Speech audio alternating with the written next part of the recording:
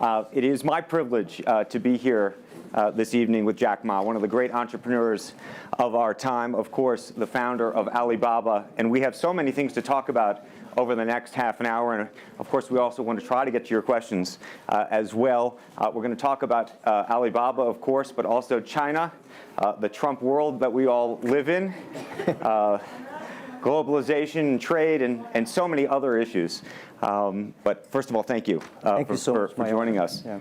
Let me start with this, which is to say that you just spent some time inside Trump Tower and went to go visit with Donald, our president-elect in the United States. Tell us about that meeting. Well, it's a very productive meeting, much better than I thought, than I expected. What did you expect? Well, I heard a lot, and I watched, like everybody, I watched all the news and heard a lot about him. So when I go inside, I saw, anything that, but he's very sort of open-minded, listen what I talk. So I think I'm very happy about results. And finally, when he said, he said, Jack, let me walk you down. So it seems he's very happy about the results we had. Can I ask, how does a meeting like that happen? Do you call him? Does he call you? Well, how does this take place? Well, that's the question I'm asking myself.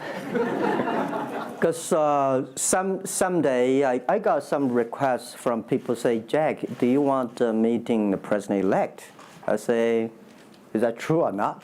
Because I'm not ready for that. Because I don't know what to talk about.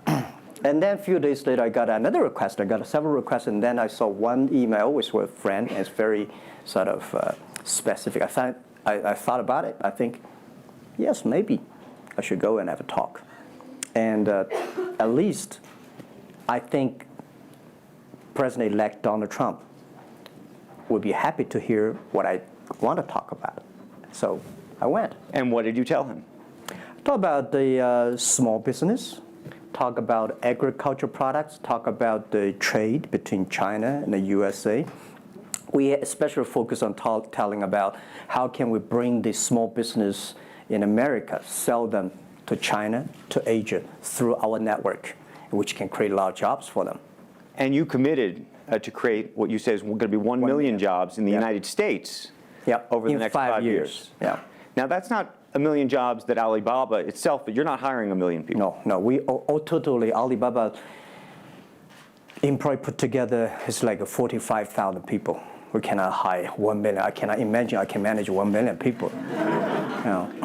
Explain to us how you think about the U.S.-China relationship, given some of the comments that Donald Trump has made about China being a currency manipulator. Did that come up during your meeting? Well, I think first, in America, there's a freedom of speech, right? So he can say whatever he wants, and I respect, I understand. But of course, I have my views. We did not debate about the China-U.S. trade or manipulation. We did not debate. We did not talk. We agreed on something. Small business, developing the Midwest America, helping the farmers there, small business there, exporting to China. So we all agreed. But something that we did not discuss about the American the job losing to China, Mexico, and this. Can I share with you my ideas? Please. Yeah. First, I think 30 years ago, when I just graduated from universities, I heard America had a wonderful strategy. They outsource the manufacturing job, service jobs. They outsource the manufacturer to Mexico and China, outsource the service job to India. There's a book called The World is Flat. Tom Friedman, colleague at the New York Times. And I think it's a perfect strategy. You know, that the Americans said, we just want to control the IP, we just want technology, we just want the brand, and leave the lower-end jobs for the world. Great strategy. And second is that the American international companies made millions and millions of dollars from globalization. The top 100 companies in America. Amazing. I remember when I graduated from university, I tried to buy a beeper, the Motorola beeper. Cost me $250. My pay at that time is $10 a month. as a teacher. And the cost of making that beeper is only $8 for a chip. Right. So past 30 years, IBM, Cisco, Microsoft, they made tons of money. The profit they made are much more than the 4 largest banks in China put together, the China Mobile Phone, China Unicom, and whatever you name it, put together. Still, these multinational companies made more money than. So their market cap grew more than 100 times in the past 30 years. But where'd the money go? This is what I'm curious, because as a business people, I always care about the balance sheet. Where's the money coming? Where'd the money go? Past 30 years, the American had 13 wars, spending $14.2 trillion. The money going there. What if they spend a part of that money on building up the infrastructure, helping the white collars and blue collars? No matter how strategy good it is, you're supposed to spend money on your own people, right? Not everybody can pass Harvard. Like me, they're not good at education, right? We should spend money on those people who are not good at schooling. And the other money, which I'm curious about, is that when I was young, I heard America is about Ford and Boeing, those big manufacturing companies. Last 10, 20 years, I heard about is Silicon Valley and Wall Street. The money go to the Wall Street. And what happened? Year 2008. The financial crisis wiped out $19.2 trillion USA alone. They wiped out all the white collars and destroyed 34 million jobs globally. So what if the money is not Wall Street? What if the money spent on the Middle East, Middlewest of the United States, developing the industry there? That could be changed a lot. So it's not the other countries steal jobs from you guys. It is your strategy. Okay, but you do not distribute the money and things in a proper way. This is what I. And now we are having a backlash. And that backlash is a rebuke of globalization. And so much of the conversation, frankly, that we have here, and that backlash is happening in the United States. But I will say President Xi was here yesterday. You had lunch with him. And he was quoting Abraham Lincoln. What did you make of that? Well, I would say that globalization is a great stuff. It's the USA, it's developed countries to teach us how to do globalization. I remember 2002 or 1 before China joined the WTO, everybody in China was worried. Me, I was worried. Because what if all the international products come to China, destroy our industry, and we have lose a job? So convinced China, after 20 years, then you guys are say, this is a terrible thing. I believe globalization is good, but globalization needs to be improved. This is Donald Trump, president-elect, want to solve it, the problems. That globalization, I think, should be inclusive globalization. In the past 30 years, the globalization was controlled by 60,000 big companies. 100 years ago, globalization was controlled by several kings and emperors. What if next 30 years we can support 6 million business doing business across the board?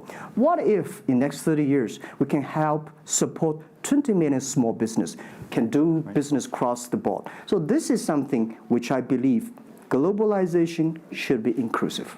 And do you think that the words of President Xi will happen in reality, which is to say that China has largely acted on its own behalf for many, many years, and now is effectively saying that the U.S. needs to continue acting on everybody else's behalf? Yeah, I think, the world needs some, such a, Mr. Xi yesterday said, it's a wonderful time, it's a bad time, or the worst time. The world needs a new leadership, but the new leadership is about working together. This is what I understand. We do not necessarily need one specific leader to teach us what to do, what not to do. But the world have to partner together. This is what I think. And I think as a Chinese, as a business people, I feel proud for what President Xi said yesterday. As a business person, I want the world to share the prosperity together, to join the force together. As a Chinese, I'm happy about what he committed. Yesterday he said, he speaks like us, takes the responsibility of the second largest economy. As the China's second largest economy, he has to take some responsibility. This is the first time I heard a Chinese leader make number commitment. He said, next 10 years, we are going to import $8 trillion US. This make me feel excited because China is transforming from exporting to importing. If there's a concrete number, if we can fulfill it, this is going to be huge change to the China and to the world. But don't you think that it's easier today for China to be interested in globalization because of the benefits that can accrue to China because you're continuing to develop than it is for countries that are, quote unquote, developed? Well, first, the WTO rule is not designed by China. It's not made by China. I would say there's something that I want to change. The WTO is designed, a lot of rules designed for big companies in the past 30 years, and only big companies can do it. And China definitely benefit a lot from opening. I think China should learn one thing, that we grow in the past 30 years, it's because we open to the world. If we continue to open to the world, Not fully. Okay. An American business that wants to effectively go into business in China has a very difficult time, has to partner effectively with a company that's there already. This is why I said China has problems too. The world has problems.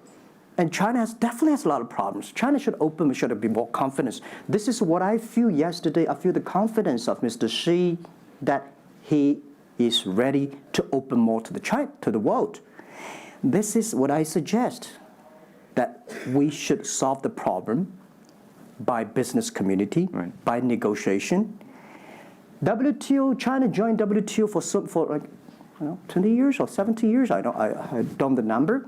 But the past 2 years, that I think we as a business, we as a country, we as the world, we have to review something. Right. But not because unbalanced things, we stop it. You've been calling for something called EWTP. Yeah. What is that? This is what I would talk about, is that the WTO was great, but they mainly designed for developed countries, big companies. There's no opportunity for small business. We want to build up a EW, Electronic World Trade Platform, to support young people, small business, thanks through mobile phones, internet, they can sell and buy across the board. And the other thing is that WTO is a very interesting organization. When you put the Doha round, when you put 200 government officers in one room, ask them to agree on something, it's impossible. I can never imagine that they can agree on something together. Business should be designed by business people. So we believe EWTP should be something that the business people sit down together, agree on something, negotiate on something, and get endorsement from the government. I want to talk a little bit about Alibaba and the model itself, because I think for many in the West, if you will, they don't necessarily understand it. And to the extent that Unfortunately, the extent that I could try to compare it to Amazon, which I know you think is an unfair comparison, one of the things that's so fascinating to me is that Amazon and Jeff Bezos have pursued what might be described as a very asset-heavy business model. They're buying airplanes. They want to own the entire supply chain from beginning to end. And Alibaba has effectively an asset-light business. It is very much, in terms of the retail piece of this, the opposite. You don't want to own the warehouses. You don't want to own the logistics companies. How do you think about that? Is Jeff Bezos right, or are you right? And is there going to be a meeting in the middle? I hope both are right. And because the world can never have one model. If the world has only one correct model, the world is too boring. Right? We need to have all kinds of models. And the people who do the model should believe in the model. And I believe what I do. Right? The difference between Amazon and us, Amazon is more like an empire. Everything they should control themselves, buy and sell. And our philosophy is that we want to be an ecosystem. Our philosophy is to empower others to sell, empower others to service, empower making sure the other people are more powerful than us, making sure with our technology, our innovation, our partners, our 10 million small business sellers, they can compete with Microsoft, IBM. Our philosophy is that we think using internet technology, we can make every company become Amazon. Remember one thing, today for our sales, our GMV last year is more than 550 billion US dollars. To hire people deliver for us, we need 5 million people. So how can we hire 5 million people deliver things for us to deliver the things we sold? The only way we do is empower the service company, logistics companies, making sure they are efficient, making sure that they make the money, and making sure that they can hire more people. But without owning the whole chain, can you do it as effectively? The idea that you're watching Amazon being able to deliver things now within hours, literally. We made 125 cities deliver within 1 day last year. Imagine, 10 years ago, deliver one thing from Beijing to Hangzhou takes about 8 days. Now you can deliver things from Beijing to Inner Mongolia, some city, within 12 hours. It's improving. You can never expect these things happen within 24 hours. We have patience. So I think, can you imagine that within the 11/11 Singles Day, we sold $17 billion, and by delivering more than 600 million packages within 3 days. This is happening, and this is what we feel proud of. It's not how much money we make. It's not how powerful we are. We think because of the technology, we can make the technology very inclusive, that every small companies can use it. This is my dream, because I started my first business in 1992 in China as a small business. In order to borrow money, 5,000 US dollars from a bank, took me 3 months to acquire, still failed. So difficult to be a small business. Today, with the technology, we can empower them. This is something I want to do. One of the critiques, as you know, and it continues to linger around Alibaba, is the piracy issue. There's an IP issue, and it's an issue all over China, but you take the brunt of a lot of it. Yeah. How much progress have you made in your mind, and how do you think about some of the regulatory bodies in other countries, including the US, that continue to criticize Alibaba for these issues? First, when we start do this business, as a business like this size, you have to take all the criticism. You have to listen what is right, what is wrong. And second, as an e-commerce, when you put 10 million small business, empower them to sell. We do not like Amazon buy. We cannot check. Even when you buy $55 trillion or $550 billion, you cannot check every product. So the model itself and the e-commerce itself may have a lot of these flaws.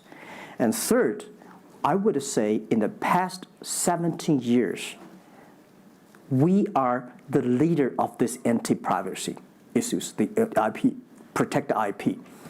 But the second, we are internet companies. We do not have the law enforcement. We find this guy is selling cheap, fake products. We delete them. We cannot arrest them. But we made huge progress. Last year alone, we put 400 people into jails. We deleted 370 million fake products listing on our site.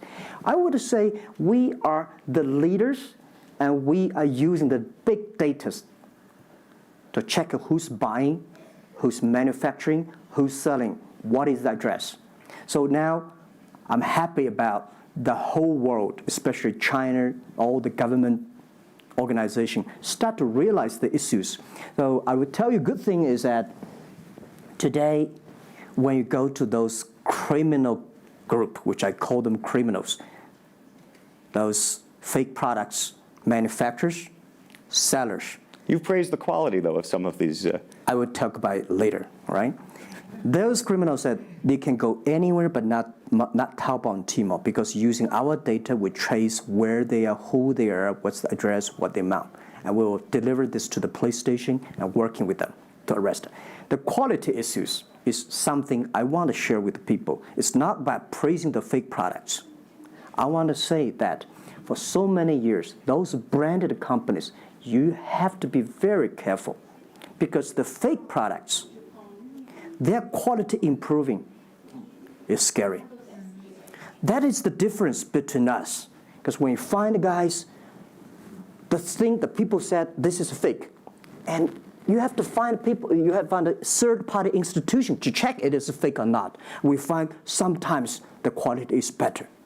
And I tell you, another thing is even scary. There's one branded company. He said, we are selling fake products. We check everything. There's nothing wrong. So we say, what is wrong? So we buy the products from his flag shop and deliver to them. They say, it's a fake. You know what I'm saying? Yep. We buy things from the flag shop of this brand and deliver back.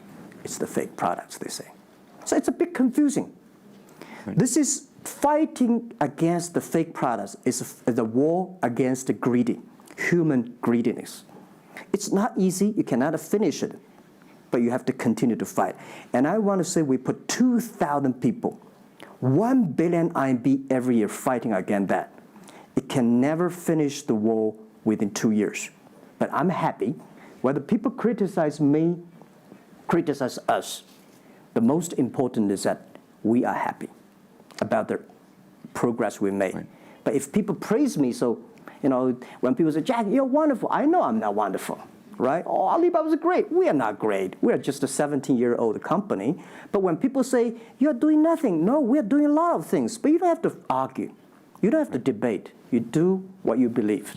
One of the things you mentioned was using big data on the piracy side, but the other thing that you're using a lot of that big data to do is provide credit and effectively banking the unbanked. And what's so fascinating to me, and I hope you'll share it, is we've talked about the Sesame credit. Yep. How you are able to use big data effectively to figure out who deserves credit and who doesn't in a marketplace where some of these people had no credit history before. Okay. Well, before we do that, we had a system called Teach Computers to learn how to anti-fake products, teach the computers to learn how to, because we have Alipay, a lot of people try to use all the ways to cheating. So we teach the computer how to do that, the cheating things. So we've been doing that for 10 years. Until now, there is called artificial intelligence, because we've been doing that. We are a data company. 8 years ago, we said to ourselves, Alibaba should not be an e-commerce company. We should be a data company because we have the data from consumers, we have data from the manufacturer, we have data from the logistic company and transactions. But we think how we can make a data really beneficiary to the society. What China needs is we have a lot of great people. All the small business, they are very credible, but we don't have a credit system for them.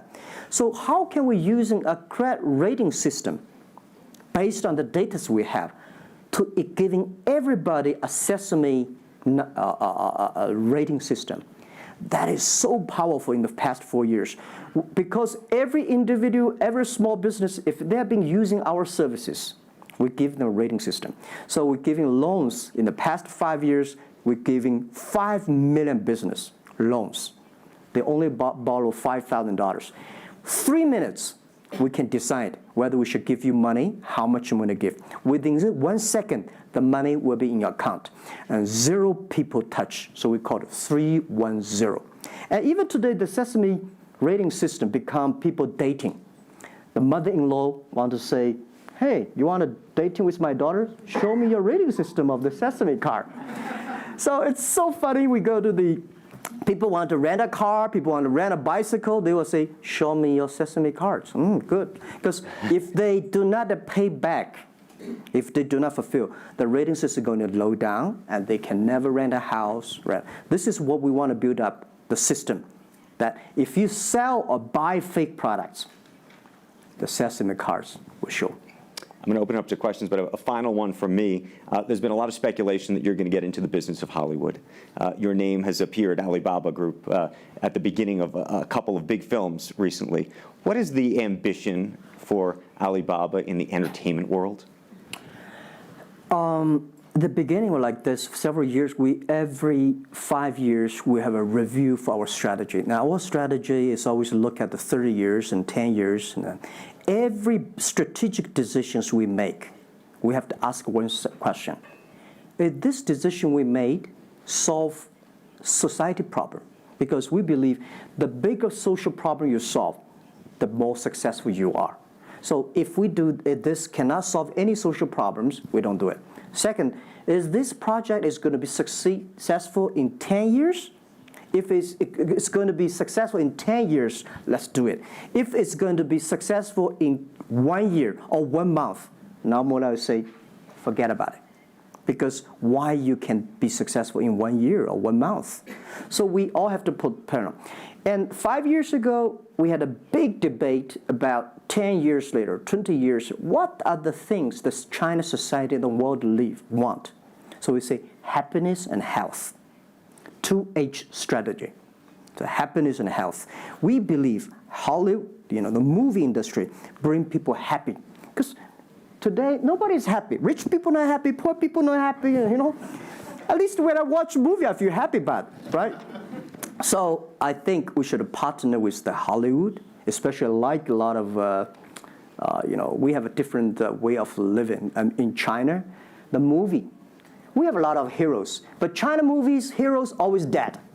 The American movie hero never die. If all the heroes die, who want to be the hero?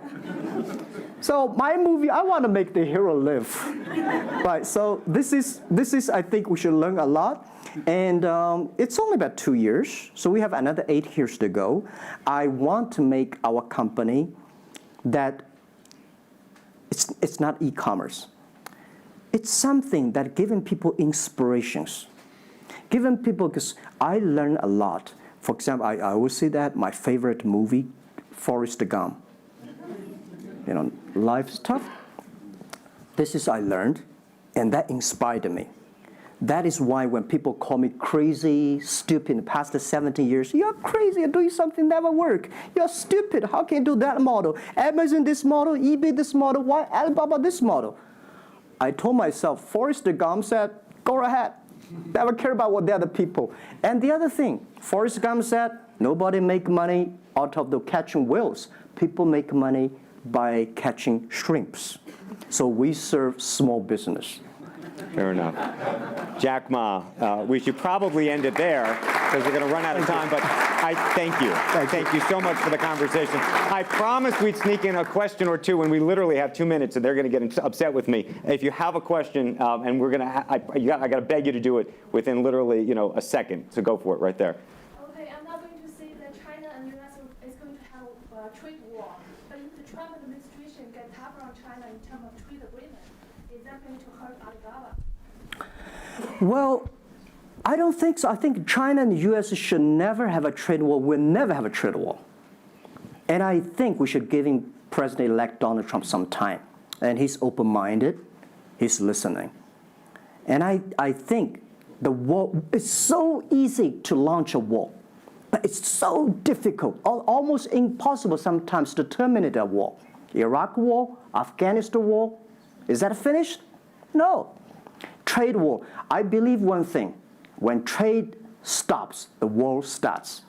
Trade is something that people start to communicate. Trade is something people exchange culture and value.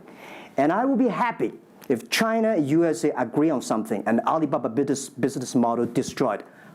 I would destroy Alibaba model by stopping the war between. Because how can you imagine the first largest economy of the world, second largest economy of the world, have a trade war? It's going to be a disaster for two countries and for the world. If anybody can do something to stop it, do anything to stop it. Did you have a reaction to Trump and the situation with Taiwan and how he's thinking about that? Well, Taiwan, I think this is not something about government. This is not something about business. It's something about people. If the Taiwan issue is the population, if you do Taiwan issue, it's like against 1.4 billion people. So this is another issue. So we're talking about trade, we're not talking about Taiwan. Very politic. Let's take one final question if we can. I think we can steal one more in. Yes, sir, right there. I'm not a politician. I try to This speak is like me, this. a credit store. How do you assure you are not messing up with people's life and you are not dictating the whole, credit kingdom or the system? Because now you are the decision makers, you are the rule makers. Okay. First, I'm not sure. People say, oh, this is uncertain world. Every day is uncertain. The only certain day was yesterday. I'm not sure about that in the future I will dictate, I will be stupid. That's why I should retire early when I'm young. That is why I have a lot of things that I dream I want to do. I want to do philanthropy, I want to be a teacher, I want to go back to school, I want to do the environment. And the world is so wonderful. Why should I be the CEO of Alibaba all the time? I'm coming to this world not to work. I want to come to this world to enjoy my life. I don't want to die in my office. I want to die on the beaches. It's a wonderful message. Jack Ma, thank you for the conversation. Well, can I say one last thing? Yes, please, please. I just want to give my last advice to any people here that every government should pay attention to in the next 30 years are critical for the world.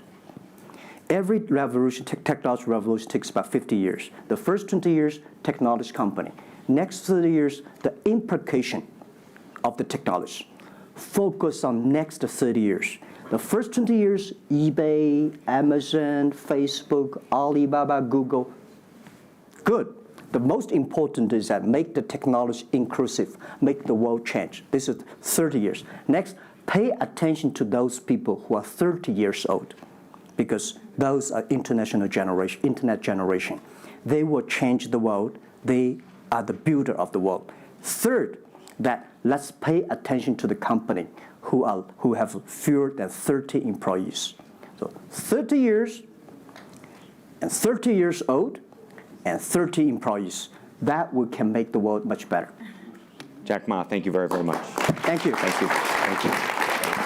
Really appreciate it. Thank you. Thank you.